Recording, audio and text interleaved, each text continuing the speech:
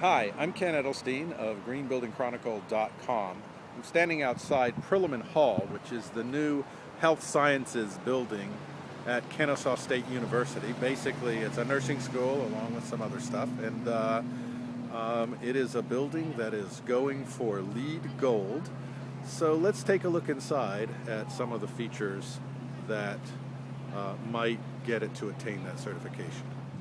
One of the first things you'll see when you walk into a building that's going for LEED certification or any kind of green certification are these walk-off pads. Walk-off pads, they might look like any other entrance into a building. But in this case, they're perforated, and what they do is they suck out the conditioned air before it escapes from the building and recirculates it into the building, which cuts down on your heating costs. Let's go inside. This is the entrance we just came in to Prillaman Hall. It leads into this big atrium here, which is kind of a grand space. We came up these steps here. It's appropriate that it's a big grand space because this is a marquee building for Kennesaw State University, which is a large, fast-growing school just north of Atlanta, about 23,000 students. And I should mention that for our first video for greenbuildingchronicle.com, we're on our home campus here because greenbuildingchronicle.com is housed in Kennesaw State University. Just a word about this atrium. If you look at the windows here, these sunshades are really important in reducing the heat load inside this big space, and we'll take a closer look at that in a moment. We're now in a student workspace on the second floor, and there's a couple of things I wanted to show you actually in this workspace. You know, one of them is these lights here that are motion sensitive, so that saves some energy. They're not going on right now because it's light outside, so I don't think they go on when it's plenty light outside.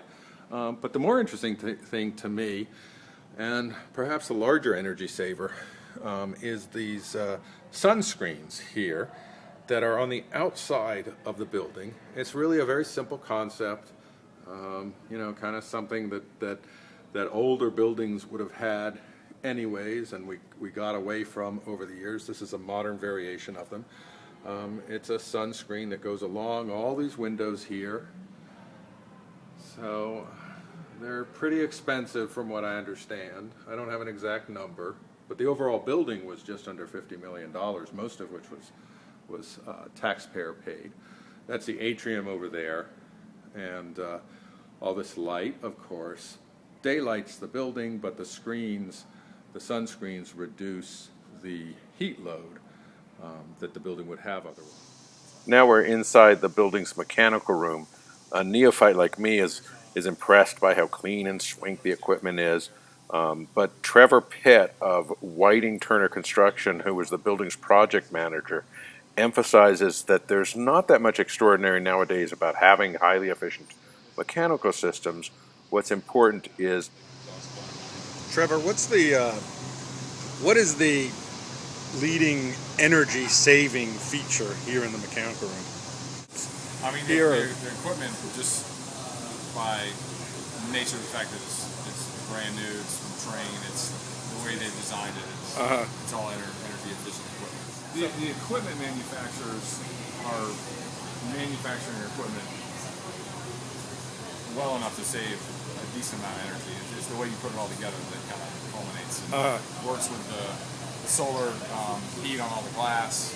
And just, the individual thermostats in the rooms, the control systems play a big part of that, and how you manage the control systems. So it really doesn't take getting way out of the mainstream. It's not like adding huge amounts of expense to the building. It's just good equipment and good design. It depends on what you're going after, but yeah, I mean, from an equipment standpoint, you're not spending a lot of extra money.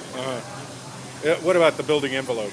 Does that anything? The sunshades are one thing that we do that is going to add extra costs. But, is a nice benefit and energy efficient, but it's an upfront cost that you incur. One of the things I like about this building is the way that it's placed to interact with the sun to maximize efficiency.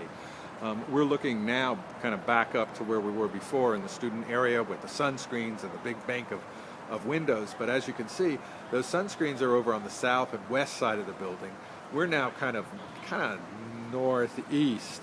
And there's this patio out here where students can hang out and eat lunch and so forth. And it's a little bit shaded because the sun will go over on the opposite side of the building as the day wears on.